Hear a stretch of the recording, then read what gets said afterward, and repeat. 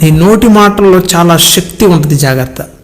ఎప్పుడైనా నీ నోరు తెరిచి నువ్వు మాట్లాడుతున్నప్పుడు ఏదో అలా ఉన్నాను, ఏదో బ్రతుకుతున్నాం, ఏదో కాలం వెళ్ళబుచ్చుకుంటున్నాం, ఏదో అలా ఉన్నాం, ఈ మాటలు రాకూడదు. ఎప్పుడైనా సరే నీ నోటికి దేవుడు ఒక గొప్ప శక్తినిచ్చాడు. నీ నోటి నుండి నువ్వు ఏది మాట్లాడతావో అదే ఆకాశం ముందున్న దేవుడు ఆమేనంటాడు. ఎప్పుడైనా సరే నీ నోరు తెరిచి నువ్వు మాట్లాడేటప్పుడు దేవుని యొక్క మహాకృపను బట్టి నేను చాలా ఆరోగ్యంగా ఉన్నాను, దేవుడు నాకు మంచి ఉద్యోగం ఇచ్చాడు, దేవుడు నేను నివసించడానికి మంచి గృహాన్ని ఇచ్చాడు, మంచి పిల్లల్ని ఇచ్చాడు, ఆశీర్వాదకరమైన కుటుంబాన్ని నాకు ఇచ్చాడు. నీ నోరు తెరిచినప్పుడల్లా ఆశీర్వాదకరమైన మాటలు మాట్లాడాలి. ఎందుకంటే వాక్యం ఏమని తెలియజేస్తుందంటే, సామెతల గ్రంథం 3వ అధ్యాయం 21వ వచనంలో, జీవ మరణములు నాలుక వశములో ఉన్నవి, నేను బ్రతుకుతాను అని నువ్వు అనుకుంటే ఖచ్చితంగా బ్రతుకుతావు. నువ్వు మంచంలో ఉన్నా నువ్వు బ్రతుకుతావు, నిన్ను సమాధి తోటకు తీసుకెళ్ళినా అక్కడైనా నువ్వు బ్రతుకుతావు. కొందరు చూడండి, కరెక్ట్గా సమాధి తోటకు ముందు పలకరిస్తూ ఉంటారు, నానా లే నానా లే అని పిలుస్తూ ఉంటారు. ఇక కొన్నిసార్లు అలా లేచిన వారి సందర్భాలు కూడా ఉన్నాయి. ఎందరు బాగా ఎరుగుదురు, ఆ విధవరాల కుమారుని తీసుకొని కరెక్ట్గా పాడ ఎత్తుకొని వాళ్ళు ఊరు గవిని దగ్గరకు వచ్చినాక యేసయ్య తారసపడ్డాడు, అంతే, దెబ్బకు లేచి కూర్చున్నాడు, అంతే. మన నోరు ఎప్పుడు కూడా విశ్వాస సహితమైన మాటలు మాట్లాడుతూ ఉండాలి. నేను బ్రతుకుతాను, ఖచ్చితంగా నువ్వు బ్రతుకుతావు. నేను జయిస్తాను అని నువ్వు పలుకు, ఖచ్చితంగా నువ్వు జయిస్తావు. అంతేగాని నేను ఓడిపోతాను, నేను జయించలేను, నా వల్ల కాదు, ఇలాంటి మాటలు మాట్లాడావనుకో అపజయం నిన్ను వెంటాడింది. నీ నోరు తెరిచినప్పుడల్లా సూపర్గా ఉన్నాను దేవుని కృపను బట్టి, దేవుడు నన్ను ఆశీర్వదించాడు, చిన్న చిన్న వాటిలోనే బహు అద్భుతంగా దేవుడు నన్ను ఆశీర్వదించాడనే మాటలు రావాలి. నా ప్రియమైన సహోదరి సహోదరుడా, మన నోటికి ఎంత శక్తి ఉందో తెలియజేసే ఓ అద్భుతమైన రిఫరెన్స్ నేను మీకు తెలియజేస్తాను. దానియేలు గ్రంథము 16వ అధ్యాయం 12వ వచనంలో, దేవుని ఎదుట నిన్ను నీవు తగ్గించుకొనిన ఆ మొదటి దినం మొదలుకొని నీవు చెప్పిన మాటలు వినబడినవి, నీవు చెప్పిన మాటలు వినబడినవి గనుక నీ మాటలను బట్టి నేను వచ్చి తిని. ఎంత చక్కని వాక్యం చూడండి. దానియేలు మాటలు ఎవరు విన్నారు? ఆకాశమందున్న దేవుడు విన్నాడు. ఎవరి మాటను బట్టి వచ్చాడు? దానియేలు మాటలు. అతని ప్రార్థన మాటలుగా తన నోట నుండి వచ్చే ప్రతి మాటను కూడా దేవుడు విన్నాడు. విని దానియేలు ప్రార్థనకు జవాబును పంపించాడు. మనం గుర్తుపెట్టుకోవాలి, దానియేలు ఏమని ప్రార్థన చేశాడో ఆ ప్రార్థనకు ప్రతిఫలం దేవుడిచ్చాడు. అంటే మన నోట నుండి వచ్చే ప్రతి మాట కూడా దేవునిని పరలోకాన్ని కదిలించేదిగా ఉండాలి. మత్తయి సువార్త 12వ అధ్యాయం 37వ వచనంలో, నీ మాటలను బట్టి నీవు నీతిమంతుడుగా తీర్పును పొందుతావు. కాబట్టి మన నోటి మాటలు జాగ్రత్తగా ఉండవలెను అని ప్రభువు మనకి ఆజ్ఞాపిస్తున్నాడు. అంటే మనలో ప్రతి ఒక్కళ్ళు కూడా తమ నోట నుండి వచ్చే మాటలను జాగ్రత్తగా పరిశీలన చేసుకోవాలి. కొందరు వారి ఇష్టానుసారంగా మాట్లాడతారు, ఎలా పడితే అలా మాట్లాడతారు, ఎలా మాట్లాడితే ఏంటండి అని కూడా ప్రశ్న వేస్తూ ఉంటారు. నోరుంది కదా అని ఇష్టం వచ్చినట్లు మాట్లాడితే ఆ నోటి వలన కొందరు గాయపరచబడతారు. ఆ నోటి వలననే కొన్నిసార్లు నీకు శాపం కూడా వస్తుంది. నోటి మాటలను బట్టియే నీవు తీర్పులోనికి తీసుకురాబడతావు. యెషయా గ్రంథము 50వ అధ్యాయం 4వ వచనంలో ఉంటుంది, అలసిన వానిని మాటల చేత ఊరడించు జ్ఞానము నాకు కలుగునట్లు శిష్యునికి తగిన నోరు, అంటే శిష్యునికి తగిన నోరు మనకు కావాలి. శిష్యుని నోరు ఎలా ఉంటుంది? అలసిన వారిని ఊరడించే మాటలు కలిగి ఉంటుంది. రెండవది, తగిన నోరు కూడా ఉంటుంది. కింద వచనంలో ఏముంటుందంటే, యేసుక్రీస్తుని నమ్ముకున్న ప్రతి విశ్వాసి నోరు 2 విషయాల్లో జాగ్రత్తగా ఉండాలి, 2 విషయాల్లో కనిపెట్టుకుని ఉండాలి. ఒకటేంటంటే, మనం మాట్లాడేటప్పుడు ఊరడించు మాటలు రావాలి. రెండవది, తగిన నోరు మనకు చాలా అవసరం. ఎప్పుడు ఏం మాట్లాడాలో కూడా తెలుసుకునే నోరు కావాలి. నోరుంది కదా అని ఎలా పడితే అలా మాట్లాడటం కాదు. ఈ మాట ఇప్పుడు నేను మాట్లాడితే ఎదుటి వ్యక్తికి క్షేమమా కాదా అని ఆలోచించే జ్ఞానం కూడా మనకు కావాలి. అంతేకాదు నోరుంది కానీ ఎలా పడితే అలా మాట్లాడకూడదు. ఒకవేళ వారు గాయపరచబడతారేమో అలా మాట్లాడితే అని కూడా ఆలోచించాలి. Have you got my point? ఊరడించే మాటలైతేనే మాట్లాడాలి. ఉప్పు వేసినంత రుచిగా ఉండాలి మీ మాటలు, కృపాసహితంగా ఉండాలి అని అపోస్తుడైన పౌలు గారు చెప్తాడు. మన మాటలు ఎప్పుడు కూడా కృపాసహితముగా ఉండాలి, ఓరడించేవిగా ఉండాలి. అంతేగాని వారిని మంచం మీద ఉండగానే పాడి మీద ఎత్తుకొని తీసుకెళ్లేటట్టుగా మన మాటలో ఉండకూడదని వాక్యం సెలవిస్తుంది. దేవుడు ఎందుకు మనకంత పవర్ఫుల్ నోటినిచ్చాడు, అసలు మన నోటికి అంత శక్తి ఎందుకున్నది అని గనక మనం పరిశీలన చేస్తే, ఆదికాండము 1వ అధ్యాయం 3వ వచనంలో దేవుడు వెలుగు కమ్మని పలకగానే వెలుగైంది. సమస్త సృష్టిని కూడా ఆయన నోటి మాటతో సృష్టించాడు. అదే ఆదికాండము 1వ అధ్యాయం 26వ వచనంలో దేవుడు మన స్వరూపమందు మన పోలిక చొప్పున నరులము చేయుదము అని చెప్పాడు. అంటే మనిషి దేవుని యొక్క స్వరూపము. ఆయన నోటి మాట ద్వారా ఏది జరిగిందో ఆ నోటికి, తన స్వరూపమందు నిర్మించబడిన మనిషి నోటికి కూడా అదే పవర్నిచ్చాడు. అందుకే నీ నోటితో ఏదైతే పలుకుతావో అదే జరిగిద్ది. ఉదాహరణకి ఒక సహోదరుడు 10th క్లాస్లో ఉన్నప్పుడు లెక్కలు బాగా చేసేవాడు. బాగా చేస్తున్నప్పుడు తన తోటి స్టూడెంట్స్ అనేవాళ్ళు, అరే నువ్వు లెక్కలు బాగా చేస్తున్నావు, నీకు మంచి ర్యాంక్ వస్తుందిరా లెక్కల్లో అనేవాళ్ళు. నువ్వు డిస్టింక్షన్లో పాస్ అవుతావు, స్టేట్ ఫస్ట్ వస్తావు అని చెప్పి తన తోటి స్టూడెంట్స్ ఎప్పుడూ అతన్ని ఎంకరేజ్ చేసేవాళ్ళు. తిను మాత్రం ఏమనుకున్నాడంటే, ఏ అవసరం లేదు లేరా, పాస్ మార్కులు వస్తే చాలు లేరా అని అనేవాడు. అలా ఒకరోజు అనగా అనగా అనగా ఏదైతే తన నోటి నుండి పాస్ మార్కులు వస్తే చాలనుకున్నాడో, మెట్రికులేషన్ చివరి పరీక్షలో అతనికి పాస్ మార్కులే వచ్చినాయి. 35 మార్కులు, బొటాబొటి మార్కులు వచ్చినాయి. ఎందుకయ్యా అంటే తన నోటి మాటలు. తను అనుకున్నాడు హెచ్చించుకుంటే మంచిది కాదేమో, తగ్గించుకుంటే పోయిద్దిలే అనుకొని తగ్గించుకుంటూ మాట్లాడేవాడు. వాక్యం ఏమని సెలవిస్తుందంటే, ప్రభు దృష్టికి మనల్ని మనం తగ్గించుకోవాలి. యాకోబు పత్రిక 4వ అధ్యాయం 10వ వచనంలో ఉంటుంది. అతిశయించువాడు ప్రభునందు అతిశయించాలి. దేవుడు నీకు మంచి జ్ఞానాన్ని ఇచ్చాడు. ఎస్, నేను ఖచ్చితంగా డిస్టింక్షన్లో పాస్ అవుతాను అని అనుకోవాలి. పాస్ మార్కులు వస్తే చాలులే, ఏదో బొటాబొటి మార్కులు వస్తే చాలులే, ఈ నోటి మాటలు నీ నోట రాకూడదు.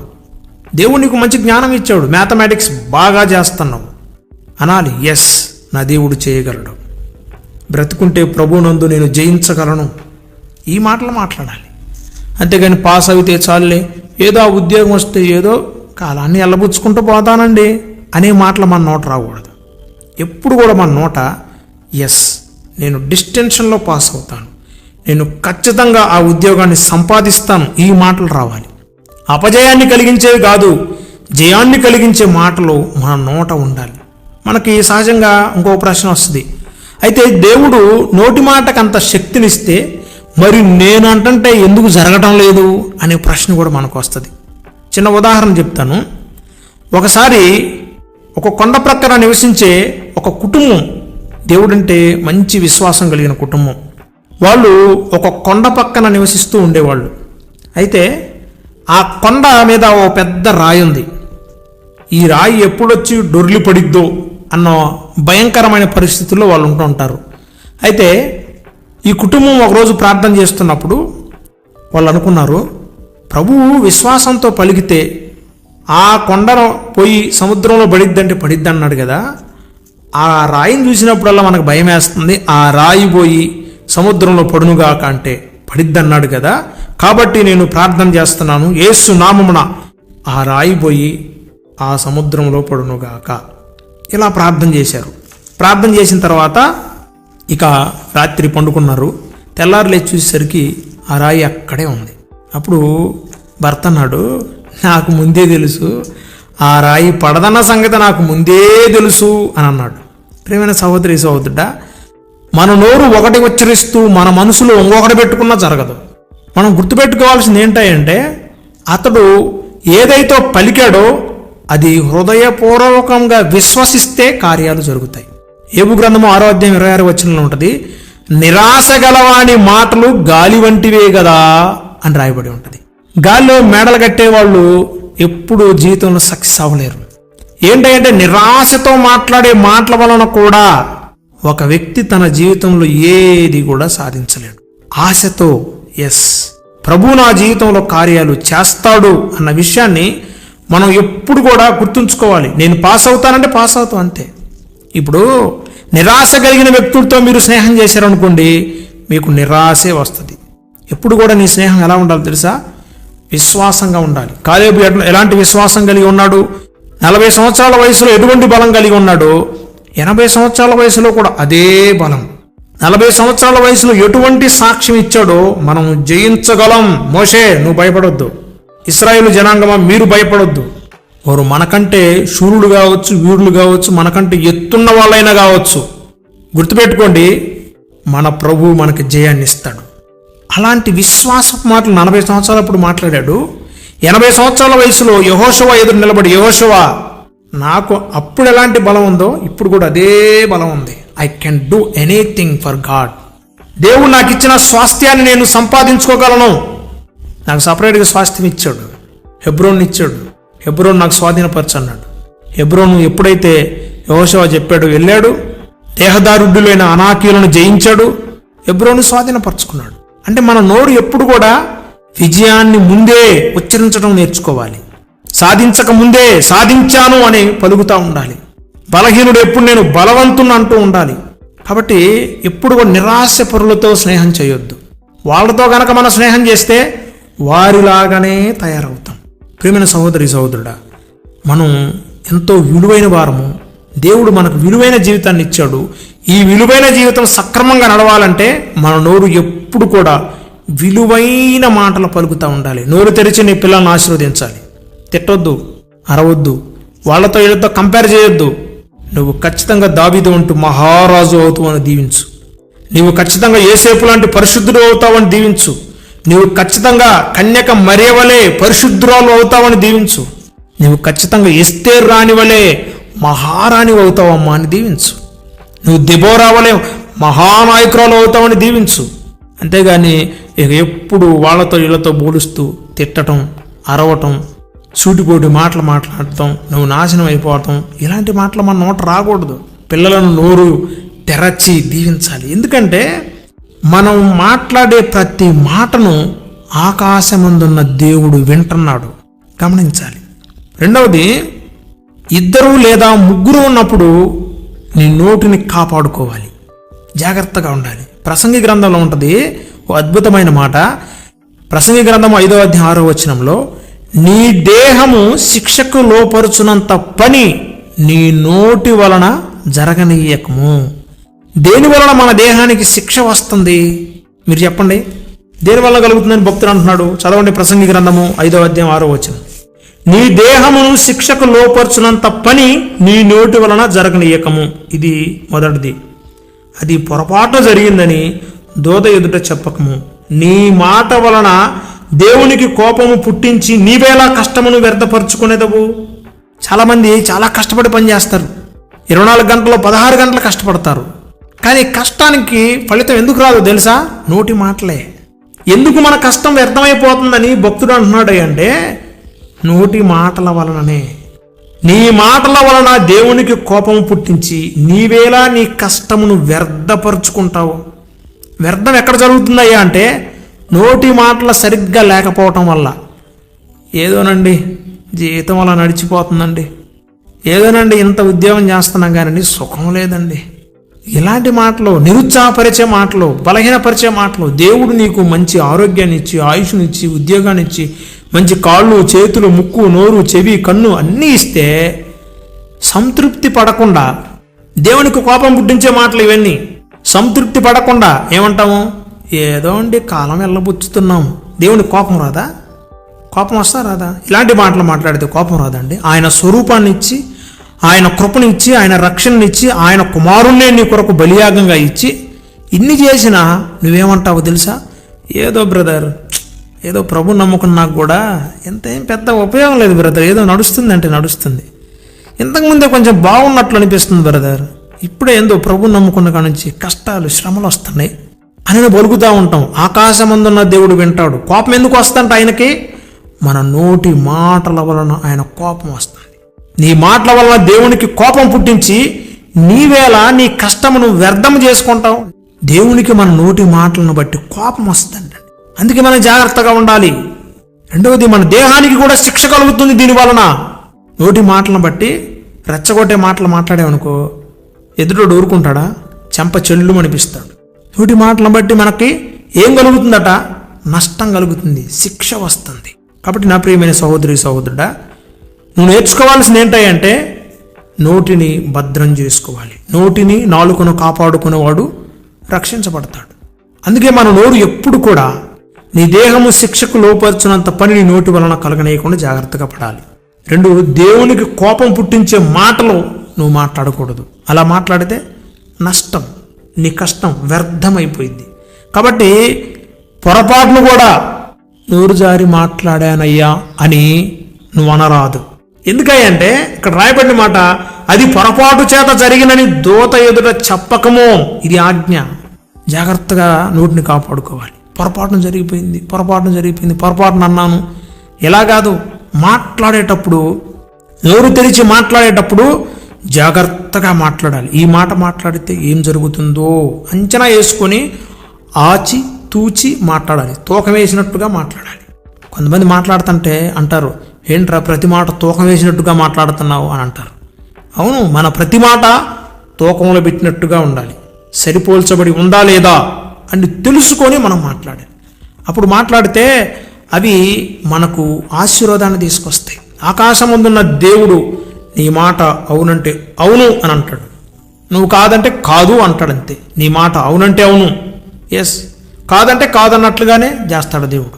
కాబట్టి మన నోటి మాటలు 2 జాగ్రత్తగా కాపాడుకోవాలి. 3, అపోస్తలుడైన పౌలు గారు ఎఫెసీయులకి ఒక పత్రిక రాసి 5వ అధ్యాయం 6వ వచనం అంటాడు, వ్యర్థమైన మాటల వలన ఎవడు మిమ్మను మోసపరచకుండా చూసుకొనుడి అని చెప్పాడు. వ్యర్థమైన మాటలు మాట్లాడి కొందరు మనల్ని మోసం చేయడానికి వస్తారు. ఈ విషయంలో మనం జాగ్రత్తగా ఉండాలి. బహుశా వాళ్ళు క్రైస్తవులై ఉంటారు. ఇప్పుడు ఏ ఉద్యోగం చేస్తుంటాడో ఆ ఉద్యోగంలోనే మోసగాళ్ళకు తారసపడతారు. పరిచర్య చేసే వాళ్ళకు పరిచర్యలో మోసగాళ్ళు తారసపడతారు. విశ్వాసులకు విశ్వాసుల ద్వారానే మోసం జరిగిద్ది. లోకంలో ఉండేవాడి ద్వారానే మోసం జరిగిద్ది. మోసం ఎక్కడ జరిగిద్దయ్యా అంటే, నువ్వు ఎక్కడుంటావో ఆ చుట్టుపక్కలే మోసగాళ్ళు ఉంటారు. ఆకాశం నుండి ఊడిపోలరు, అమెరికా నుండి ఆస్ట్రేలియా నుంచి ఏం రారు వాళ్ళు. నీ చుట్టుపక్కల ఉన్న వ్యక్తుల ద్వారానే మోసం జరుగుతుంటుంది. గమనించాలి. మన బంధువుల ద్వారా కావచ్చు, మన చుట్టాల ద్వారా కావచ్చు, మన స్నేహితుల ద్వారా కావచ్చు, మన కలీగ్స్ ద్వారా కావచ్చు. అంటే మోసం అనేది ఎక్కడ జరిగిద్ది అంటే మన చుట్టుపక్కల ఉండే వ్యక్తుల ద్వారానే ఎక్కువ మోసం జరిగిద్ది. కాబట్టి నువ్వు ఊరకనే వాళ్ళతో వీళ్ళతో మాట్లాడుతున్నావు అనుకో, మోసపోతావు. అందుకే నోరు కాపాడుకోవాలి. కొంతమంది ఊరకనే ఏది పడితే అది మాట్లాడుతూ ఉంటారు. అదేమంటే టైంపాస్ బ్రదర్. కొంతమంది టైంపాస్ కోసం చాటింగ్లో మాట్లాడతారు, కొంతమంది ఫోన్లో మాట్లాడతారు. ఇలా మాట్లాడి ఒకరోజు ఏమవుతారో తెలుసా? పాపంలో పడిపోతారు. ఊరకనే మాట్లాడువాడు ఏమైపోతాడంటే వాడికి వాడే నష్టాన్ని కొని తెచ్చుకుంటాడు. సామెతల గ్రంథంలో ఉంటుంది, ఊరక మాట్లాడువాడు తనకు తాను నాశనము తెచ్చుకును అని రాయబడి ఉంటుంది. కాబట్టి మనం ఊరకనే మాట్లాడకూడదు, పిచ్చాపాటిగా మాట్లాడకూడదు, టైంపాస్గా మాట్లాడకూడదు, వ్యర్థముగా మాట్లాడకూడదు. ఇవి మాట్లాడితే ఏమైద్దులని మాట్లాడకూడదు. కొంతమంది నోటికి ఏది వస్తే అది మాట్లాడుతూ ఉంటారు. టైంపాస్కి కూడా మన నోరుని తెరవకూడదు. వ్యర్థమైన వాటినే మాట్లాడొద్దు అంటే, వ్యర్థమైన వాటి కోసం కాలయాపన ఎందుకు చేస్తావు? సమయమును పోనీక సద్వినియోగం చేసుకోమని వాక్యం చెప్తుంది కదా. సమయం ఉంటే ఏం చేయాలి? ప్రభుతో మాట్లాడు, వాక్యం ఏముందో మాట్లాడు. ఒక భక్తుడు ఏమంటాడంటే, యవన కాలంలో ఉన్నావు కదా, పాపం చేస్తావేమో అంటే ఆయన ఏమన్నాడంటే, నాకు అసలు పాపం చేయడానికి సమయం దొరకదు అన్నాడు. బహుశా ఇది అతిశయంగా అనిపించవచ్చేమో, కానీ మనం ఎప్పుడు కూడా పాపానికి దూరంగా బ్రతకాలి అంటే వాక్యమే చదవాలి. సమయాన్ని పోనీక సద్వినియోగం చేసుకోవడం అంటే ఏంటి? వాక్యం చదవాలి, వాక్యం ఎదురుగా పెట్టుకోవాలి. ఏ సమయంలో ఏం మాట్లాడాలి, ఏ సమయంలో ఎలా నడుచుకోవాలి, ఏ సమయంలో ఎక్కడుండాలో కూడా వాక్యం నీకు బోధిస్తుంది. కాబట్టి ఊరకనే పిచ్చపాటిగా మాట్లాడొద్దు, వ్యర్థంగా మాట్లాడొద్దు. అలా మాట్లాడితే స్వనాశనం నీకు వస్తుంది. సొంత నాశనమే, నీ నోటి వలననే నీకు నాశనం అనేది వస్తుంది అని వాక్యం సెలవిస్తుంది. కాబట్టి నువ్వు మాట్లాడినప్పుడు 3వదిగా వ్యర్థంగా మాట్లాడొద్దు. నువ్వు అలా మాట్లాడితే మోసపోతావు. నీ ఎదుటివాడు నీ మాటలను బట్టి చిక్కించుకుంటాడు. ఆ మాటల ద్వారానే నువ్వు పట్టబడతావు. మోసం చేసేవాడు రావడం నిన్ను మోసం చేయడు, మాటల్లో దించుతారు. నువ్వు మాట్లాడినిచ్చి మాట్లాడిన తర్వాత నీ అమూల్యమైన విషయాలన్నీ రాబట్టుకుంటారు. కొంతమంది అండి సింపుల్గా పొగుడుతారు అంతే. ఈ మధ్య చాలా అందంగా కనపడుతున్నారండి మీరు అంటే చాలు ఇక మొదలు పెడతారు. అవునండి, నేను అదండి ఇదండి అని చెప్పి వాళ్ళ రహస్యాలన్నీ బయట పెట్టేస్తారు. మోసపోతావు, జాగ్రత్త. నీ రహస్యాలన్నీ రాబట్టడం కోసం ప్రత్యర్థులు ఏం చేస్తారంటే ఒక వ్యూహం పన్ని నువ్వు దేనికి పడిపోతావో ఆ మాట అంటారు, అంతే. ఒక్కటే మాట అంటారు. ఆ మాటను పట్టుకొని మెల్లగా నీ రహస్యాలన్నీ బయట లాగుతారు. జాగ్రత్త సుమి. రహస్యాలు, నీ వ్యక్తిగత రహస్యం చాలా అమూల్యమైనవి. అవి నీకు తెలిస్తే మంచిది, ఇతరులకు తెలిస్తే అది ప్రమాదం. హిజ్కియా దగ్గరికి బబులోన్ నుంచి కొంతమంది వచ్చారు. హిజ్కియాని పొగిడారు. హిజ్కియా, నువ్వు వీరుడివి, శూరుడివి, ధీరుడివి, అబ్బా ఇంత ముందు కంటే ఇప్పుడు చాలా బాగున్నావుగా, ఏంటి ఇంత రాజ్యం ఉంది, దేవుడిని ఇంత ఆశీర్వదించాడు అని అన్నారు. అనేసరికి పాపం మనోడికి పొగడతలంటే బాగా ఇష్టం అనుకుంటా. తీసుకెళ్లాడు, ధనాగారంలో ఉన్న పదార్థాలు చూపించాడు, ధనాగారాన్ని చూపించాడు, సైన్యాన్ని చూపించాడు, తన భోగాలు చూపించాడు, వైభోగం అంతా చూపించాడు, తన రాజ్యం అంతా చూపించాడు. అంతే ఏషియా వచ్చి అడిగాడు. వాళ్ళు వచ్చి ఏమడిగారు? ఏం లేదు, ఏంటి నీ రాజ్యం ఏంటి, నీ కథ ఏందని అడిగారు. మొత్తం చూపించాను అన్నాడు. అంతే, దేవుని ఉగ్రత వచ్చేసింది. మోసపోతావు. కొన్ని సంవత్సరాల్లోనే బబులోను రాజు ఇజ్రాయేల్ మీదకి వచ్చి, యూదావారి మీదకి వచ్చి దాడి చేసి మొత్తం లాక్కొని వెళ్ళిపోయాడు. చివరికండే ఆ మందిరంలో ఉన్న గోడలకు పూసిన పూత బంగారం ఉంటుంది కదా, అది కూడా గీక్కొని వెళ్ళిపోయాడు. పోనీ గీక్కుంటే గీక్కున్నావు, మందిరాన్ని వదిలిపెట్టవచ్చుగా. మందిరాన్ని కొల్లదీసి కాల్చివేసి వెళ్ళిపోయాడు. ఎంత దుర్మార్గమో చూడండి. మన నోటి మాటల వలన మనం చిక్కబడతాం, పట్టబడతాం, మోసపోతాం. జరిగిన ప్రాబ్లం ఏంటయ్యా అంటే హిజ్కియాను పొగడగానే హిజ్కియా మొత్తం చూపించేశాడు. బలాలు బలహీనతలు మొత్తం చెప్పేశాడు. బలాలు బలహీనతలు అన్నీ చెప్పేసరికి బబులోను రాజు ఏం చేశాడు తెలుసా? కన్ను వేశాడు. అంతే, ఇజ్రాయెల్ మీద దాడి జరిగింది. ఇజ్రాయెల్ మొత్తాన్ని మందిరంతో సహా మొత్తం కొల్లగొట్టి తీసుకెళ్ళిపోయారు. పైగా ఇజ్రాయేలు 70 సంవత్సరాలు చెరలో కూడా వెళ్ళిపోయారు. మన నోటి మాటల జాగ్రత్త. నోటి మాటల ద్వారా పొగిడి ప్రత్యర్థులు ఏం చేస్తారంటే మన రహస్యాలను లాక్కొని మన మీదకే వాటిని ఉసిగొలుపుతారు. కాబట్టి మోసపోతారు. అందుకే భక్తుడు ఏమంటున్నాడంటే, వ్యర్థమైన మాటల వలన ఎవడు మిమ్మల్ని మోసపరచనీయకుడే. వ్యర్థమైన మాటలు, అక్క నువ్వు చాలా అందంగా ఉంటావు అక్క, నీ జుట్టు ఎంత బాగుందో అక్క అని అంటే చాలు. ఇక చెప్తాము దానికి ఏం తైలాలు పోస్తున్నామో, నీ రహస్యం ఏంటో, అవి ఇవి ఏవేవో గుడ్డు ఏవో పనికిరాని విషయాలన్నీ చెప్పేస్తాం. ఇంత బాగా ఎదిగారు మీరు అని అంటే చాలు. దేవుడు మిమ్మల్ని బాగా ఆశీర్వదించాడంటే చాలండి. ఇక నిద్ర పట్టదు వీళ్ళకి. వాళ్ళకి రహస్యాలు అన్నీ చెప్పే వరకు నిద్ర పట్టదు. బలాలు బలహీనతలు మొత్తం చెప్పేస్తారు. కాబట్టి జాగ్రత్త. నోటి మాటల వలన ఎవడ మిమ్మల్ని మోసపరుచుకోకుండా, నోటి మాటల వలన వ్యర్థమైన మాటల వలన ఎవడు మిమ్మల్ని మోసపరచకుండా జాగ్రత్తగా ఉండాలి. ఊరకనే మాట్లాడొద్దు, ఊరకూరకనే మాట్లాడించొద్దు, ఊరకూరకనే మాట్లాడించొద్దు. దాని వలన మీకేం వస్తుందంటే నష్టము వస్తుంది. కాబట్టి నా ప్రియమైన సహోదరి సహోదరుడా, మన జీవితంలో మనం నోటిని గనక కాచుకుంటే ఆశీర్వదించబడతాం. ఈ నోటి వలననే జీవం, ఈ నోటి ద్వారానే మరణము మనకు వస్తుంది. చెప్పండి, నోటి ద్వారానే జీవము, నోటి ద్వారానే మరణము. కాబట్టి ఈ నోటిని ఎప్పుడు ఎలా ఉపయోగించుకోవాలో తెలుసుకుని మాట్లాడేవాడు జ్ఞాని, ఎలా పడితే అలా మాట్లాడేవాడు అజ్ఞాని. తన స్వనాశనాన్ని తెచ్చుకునేవాడు ఊరకనే మాట్లాడేవాడు. సామెతల గ్రంథము 13వ అధ్యాయము 3వ వచనంలో ఉంటుంది, తన నోరు కాచుకునేవాడు తన్ను కాపాడుకును, ఊరకొనక మాట్లాడువాడు తనకు నాశనము తెచ్చుకొనును అని రాయబడి ఉంది. ఈరోజు నీ నోటిని ఎలా ఉపయోగించాలని ఆశపడుతున్నావు? మంచి మాటలు, ఆశీర్వాదకరమైన మాటలు, ఉప్పు వేసినంత రుచిగా ఉండే మాటలు, కృపాసహితమైన మాటలు మాట్లాడి ఆశీర్వదించబడాలని కోరుకుంటున్నావా? లేదా నోటికి ఏది వస్తే అది మాట్లాడి సునాశనాన్ని తెచ్చుకోవాలని ఆశపడుతున్నావా? నీవే నిర్ణయం తీసుకో. ఎస్, నా కొరకు ప్రార్థించండి బ్రదర్. ఈ మధ్య నేను ఏది పడితే అది మాట్లాడుతున్నాను. నా పిల్లలను కూడా ఏ మాటలు అంటే ఆ మాటలు అనేస్తున్నాను. నా భర్తను కూడా దుర్మార్గుడా, దుష్టుడా అని ఎలా పడితే అలా మాట్లాడుతున్నాను. నా పిల్లల్ని నాశనం అయిపోతామని మాట్లాడుతున్నాను. నా భార్యను నువ్వు శపించబడిన దానివి అని అంటున్నాను. ఇలా నోటికి వస్తే ఈ మాట్లాడుతున్నావు బ్రదర్. నా కొరకు ప్రార్థించండి. కొందరు ఎవరైనా వచ్చి నన్ను పొగిడితే చాలు, ఇక మా ఇంట్లో ఉన్న రహస్యాలు, నా భర్త గురించి, నా పిల్లల గురించి, నా అత్తమామలు ఎలాంటోళ్ళు అలాంటోళ్ళు అని ఇక ఈ పడితే చెప్పేస్తున్నాను. దీనివలన నాకు నాశనం వస్తుంది, దీనివలన నేను ప్రశాంతంగా ఉండలేకపోతున్నాను, నా కొరకు ప్రార్థన చేయండి బ్రదర్ అన్నవారు మీ కుడి హస్తాన్ని ఎత్తినట్లయితే మీ కొరకు చిన్న ప్రార్థన. మహాపరిశుద్ధుడైన తండ్రి, మహాగణుడైన రాజా, ఈరోజు నాతో మాతో మా అందరితో మాట్లాడావు. దానియేలు మాటలు నువ్వు విన్నావు తండ్రి. అందుకే ఆ మాటలను బట్టి దూతను పంపి దానియేలుకు జవాబునిచ్చావు. ఎంత కృప కలిగిన దేవుడో ప్రభువా, ఈరోజు మేము నేర్చుకోవాలి. మా నోరు తెరిచినప్పుడల్లా ఆ మాట కృపాసహితంగా ఉందా లేదా అని మేము ఎరగాలి. నాశనకరమైన మాటలు మా నోట రాకూడదు. దూషించే మాటలు, మా పొరుగువారిని దూషించే మాటలు రాకూడదు. మా శత్రువును సైతం మేము దూషించే మాటలు రాకూడదు. నీ వాక్యం సెలవిస్తుంది, శత్రువును సైతం ప్రేమించి వారి కొరకు ప్రార్థించండి, వారిని దీవించండి అని వాక్యం సెలవిస్తుంది. మా శత్రువులనే ప్రేమించి వారిని దీవించమన్నావు కదా, మరి అలాంటిది మా ప్రియమైన వారిని, మా తల్లిదండ్రులను, మా అన్నదమ్ములను, మా అత్తమామలను, మా పిల్లలను మేము ఎలాగ దూషించగలం, ఎలాగ మేము ఆయన నరకపాత్రులను చేయగలం? దయచేసి మా నోరు తెరిచి మేము మాట్లాడినప్పుడు మా నోటిని మేము కాచుకొని ఉండాలి తండ్రి.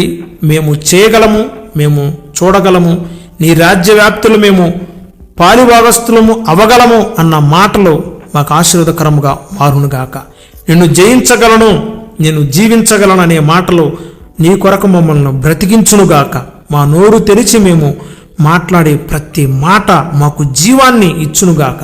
దయచేసి ఇంతకు ముందులాగా మేము మాట్లాడకుండా నీ శిష్యునిగా మారిన మేము ప్రభువా, మేము మాట్లాడిన ప్రతి మాట ఆశీర్వాదకరంగా మారాలి. ఎందరైతే బిడ్డలు ప్రభువా చేతులెత్తారో యేసు నామమున నోటిని ముట్టండి. నోటి వలన కలిగే గాయాలు కూడా మా బిడ్డలకు తగలకుండా చేయండి. దయచేసి మా బిడ్డల నోట్లో నుండి వచ్చే ప్రతి మాట జీవపు మాటగా ఉండునట్లుగా ఆశీర్వదించండి, ఫలభరితముగా మార్చండి. మా బిడ్డలతో మాట్లాడే ప్రతి ఒక్కరి మాటలు కూడా వీరిని ఆశీర్వదించేవిగా ఉండునట్లుగా ఫలభరితంగా మార్చమని అడుగుతున్నాము. మాతో ఎవరు మాట్లాడినా వారి మాటలు కూడా మాకు ఆశీర్వాదకరంగా ఉండేటట్లుగా దీవించి ఆశీర్వదించండి. అసలు ఈరోజు మేము ఏ వ్యక్తిని కలుసుకున్నా ఆశీర్వాదకరమైన మాటలు మాట్లాడే వ్యక్తిని కలుసుకున్నట్లుగా కృప దయచేయండి. పరిశుద్ధుడా, మా శత్రువు ఎదురైనా సరే యెహోవా వలన ఆశీర్వదించబడిన వాడా అనేటట్లుగా వారి నోరుని తెరవమని అడుగుతున్నాము. పరిశుద్ధుడైన తండ్రి, ఈరోజు మేము చేయబోయే ప్రతి పనిలో, పరిచర్యలో, ప్రార్థనలో, ప్రయాణాల్లో, ప్రయత్నాలన్నింటిలో మాకు తోడుగా ఉండండి. మాకు జయ జీవితాన్ని ఇవ్వండి. ఆత్మీయంగా, ఆరోగ్యంగా, ఆర్థికంగా మమ్మల్ని బలపరచండి. మేము కూడా కెరూబుల వలె నిన్ను స్తుతించి ఆరాధించే వారముగా ఉన్నట్లుగా మమ్మల్ని బలపరచండి. రక్షణ మారు మనసు లేని బిడ్డలు రక్షణ మారు మనసు పొందుకుందురుగాక. రక్షణలో ఉన్న బిడ్డలు ఫలించుదురుగాక, వృద్ధి చెందురుగాక. ఎందరైతే అనారోగ్యంతో నీ సన్నిధికి వచ్చారో యేసు నామమున సంపూర్ణమైన ఆరోగ్యవంతులుగా మార్చబడుదురుగాక. నీ కృపాహస్తాలకు మమ్మల్ని మేము సమర్పించుకుంటూ మా నోటి మాటలను దీవెనకరముగా మార్చమని యేసుక్రీస్తు నామములో అడిగి వేడుకొని పొంది ఉన్నాము తండ్రి, ఆమేన్. మన తండ్రి అయిన దేవుని ప్రేమ, ఆయన కుమారుడైన ప్రభు అయిన యేసుక్రీస్తు వారి దివ్య కృప, పరిశుద్ధాత్మని అన్యోన్య సహవాసము కూడి వచ్చిన మీకును మీ కుటుంబాలకును, ఈ ప్రార్థనలో ఏకీభవించిన మనందరికీ సకల పరిశుద్ధులకు సార్వత్రిక సంగమునకును సదాకాలము తోడయుండి నడిపించునుగాక. ఆమేన్.